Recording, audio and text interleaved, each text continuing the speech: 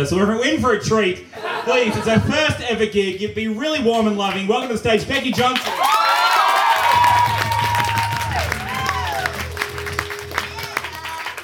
Hi everybody. As you said, it's my first gig. I've never done this before, but I write so many witty things on Facebook, so I thought I'd give it a go. As you can tell from my voice, I'm from East Melbourne, in Australia. And the other thing that I learned when I was considering doing this is you've got to talk about what you know, and I know I'm tall. So I'm actually 6'3". I've been 6'3" most of my life. I have good days and bad days about it. Most of the time I'm absolutely fine, I don't give a crap. But I was 6 foot at 13, so it's kind of like, oh, where's the floor? What happened? But yeah, no, I'm getting sort of more confident. The only thing about being this sort of size and a girl is that it gives me a license to state the obvious. Like, I just have people coming up to me and just being like, oh, you're tall. And I'm like, am I? Thank God for the witty observations of complete strangers. Where would I be? I also have all these lines, I'm used to them by now. It's, what's the weather like up there? It's raining dickheads, mate. Do you play basketball? I don't know, do you play miniature golf? A perfect example of this is I went into a 7-Eleven to purchase some things, as one does in a 7-Eleven, and I walk up to the cashier and I put my things down, and he's like, oh, how tall are you? And I'm like, I'm 6'3", and he's like, no man, no mate, my mate's 6'3", yeah. Well, I can't do an Australian accent, by the way. I've been here a year and a half, and I can't do an Australian accent. Until a month ago, when I realised if I gave myself a really tiny mouth, I actually can. I'm Australian! In the interest of getting the story out, though, I won't continue in that voice. I walk up. You're tall! Yeah, so I am. How tall are you? 6'3". No, mate. No, my mate's 6'3". You're at least 6'9". Oh, that's put me in my place. I don't lie, pray tell, but no, I'm actually 6'3". No, mate. No. You're 6 foot. You're 6'10" at least, yeah.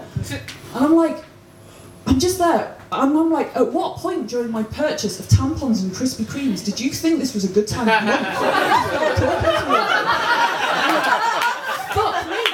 I can't believe you're just a lone cashier. I think you've missed your calling as the world's greatest detective. And then I was also my mind starts to run wild, and I was like, God, I'd love to beat you to death with these tampons. I use them as nunchucks, and it would be the perfect crime because it'd absorb the blood. And then I was thinking, I'd totally get away with it because when he gives a description to the police, they'll be looking for this 7'9" woman, and they'll just creep away into the corner. It'd be amazing.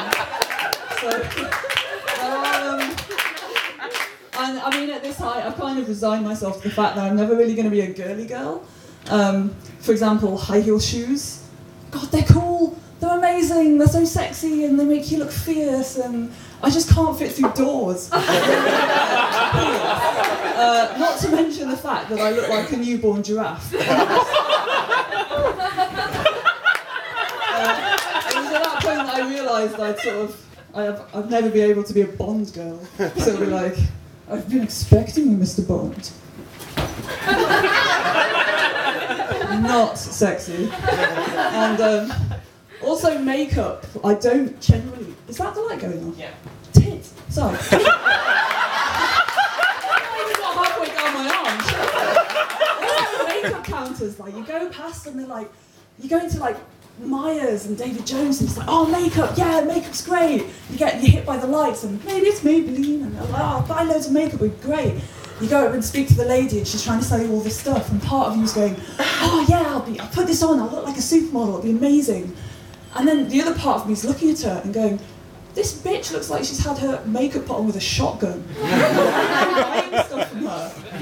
But anyway, and then I buy it and I just succumb to it and I'm like, oh my God, I'm going to have all this makeup, I'll be a girly girl, I'll look fierce, it'll be amazing. So I started putting it on.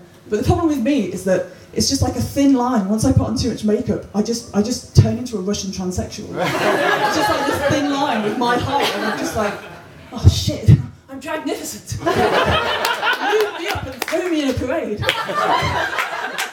And don't get me wrong, like drag queens are fierce. Like I wish I could look like a drag queen, but like my face just looks like it's been gangbanged by a pack of Crayola.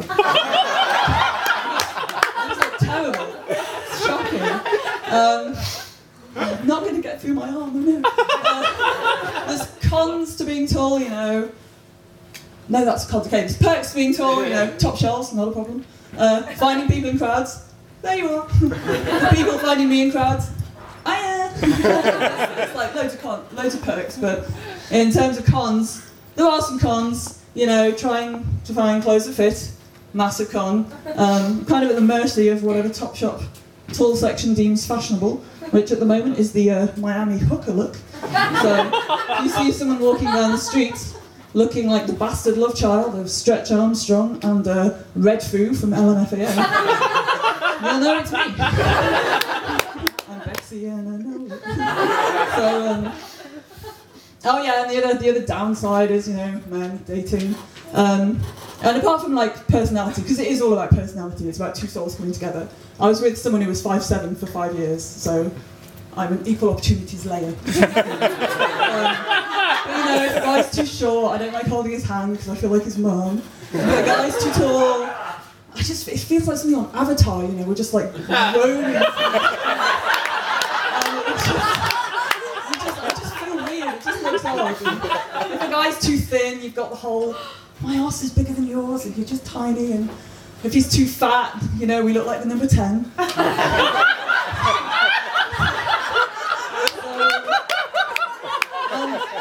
think since I've been in this country, I've also struggled with bogans. I still can't do an Australian accent.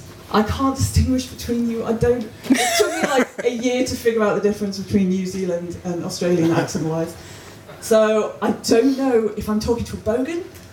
And I just, you know, they say everything happens for a reason, and sometimes that reason is because you're an idiot and you make terrible decisions. So, yeah, no, I've sort of had some dating experiences where I'm just like, oh, what an excellent flano, sir. You're crippled with debt because you keep on buying quad bikes. Welcome to my